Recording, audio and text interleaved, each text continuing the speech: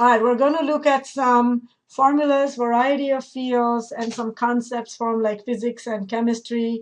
And so in order to do that, let's just review some of the basics that we've been working on. Remember, you always want to read the problem, make a chart, especially if you have a formula with all the different variables, so that at a glance you can see what information is missing. If you have quantities to substitute, put those in, solve for the unknowns, and usually that will give you your answer.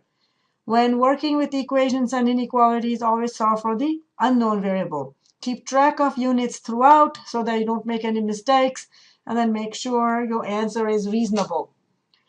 Always write your final answer in a sentence. So these are some things you have been doing. We're just reviewing them quickly, and let's move on to examples. So let's take an example from chemistry.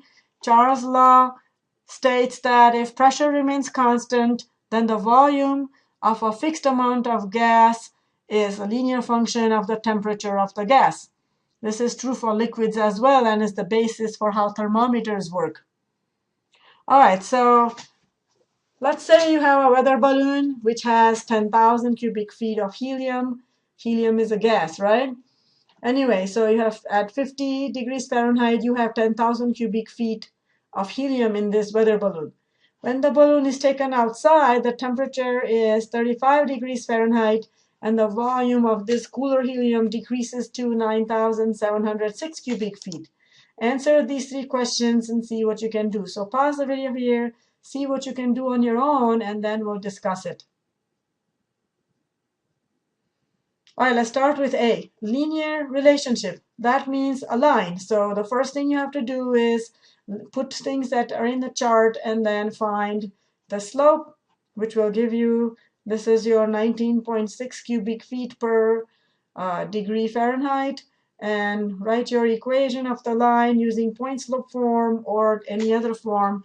Once you have the equation, then you can answer part B, because part B is asking you to predict the volume when the temperature reaches 135 degrees. So put x equals 135 degrees Fahrenheit, and look at what happens to the volume. It becomes 11,666 cubic feet. So the volume increased because temperature increased. On the other hand now, absolute zero temperature is that temperature for which the volume becomes zero, decreases to zero. So why don't you try that on your own? You're still using this equation of line right here.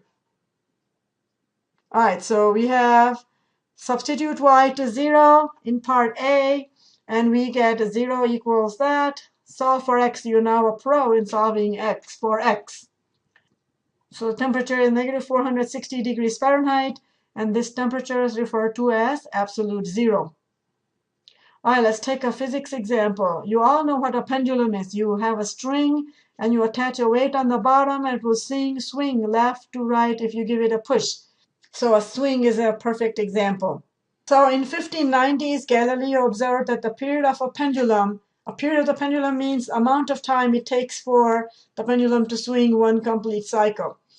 So what he noticed is that this period seems to be independent of the weight, but that as the length of the string got longer, the length of the period got longer, which kind of makes sense. If you're sitting on a longer swing, it will take you longer to go back and forth as opposed to a shorter string when you can move much faster back and forth. All right, so by the late 1600s, mathematicians had worked out that the period of time for a pendulum to make one back and forth cycle is related to the string length and also the strength of the gravity. This relationship is represented by the equation, the t, which is the time taken to move back and forth one cycle. The period is 2 pi times the square root of L over G, where L is the length of the string and G is gravity. And for Earth, gravity is 32.174 feet per second squared. So when the units of L and T are in feet per seconds, then this formula will give us the period. So let's take some examples then. All right, so let's say you have a large pendulum clock and it has a length of 13 feet. Compute its periods in seconds. So remember, this is our formula. So once you have a formula, now we also know G, which is the known quantity, and L is 13 feet. So let's put those in there. And we're looking for time T.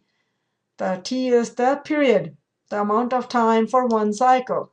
So put those in here, and all you have to now do is simplify. And again, you can see feet and feet cancel out. Division by second squared, so second squared will go up, and square root of second squared will give you seconds. And when you compute that, you'll get 3.99 seconds. That's how long it will take. The period is 3.99 seconds. So about 4 seconds, basically. All right, so use Jack's length and period data to determine the value of K in the relationship. So here we're almost going to derive the formula you were just using. All right, so, and then predict how long it takes for Jill to go back and forth on her 10-foot swing, and then predict how long a pendulum should be so that the period of one cycle is 2 seconds. And this is exactly what is needed in a standard grandfather clock. Let's take a look at part A. So a solution would be what? The period is 4.29 and the length is 15 feet. So 4.29 times K times square root 15, and K will be 4.29 over square root 15, which is 1.108.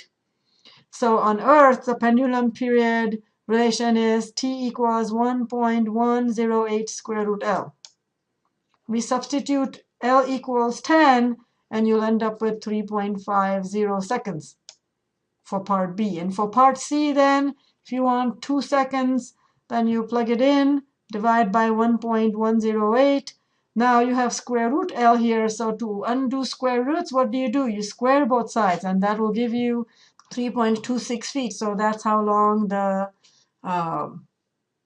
pendulum has to be on grandfather clocks.